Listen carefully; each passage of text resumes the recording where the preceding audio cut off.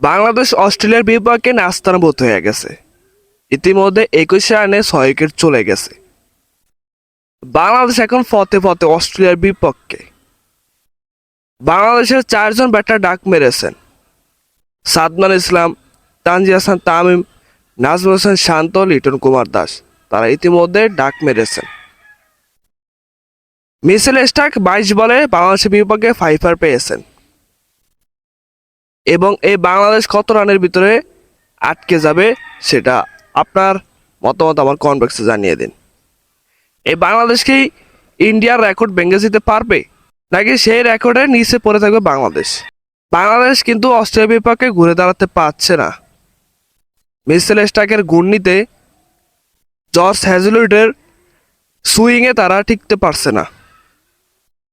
আমাদের বাংলাদেশের ব্যাটারদের রানের সংখ্যা শুনলে বোঝা যাবে যে এটা একটা মোবাইল নম্বর।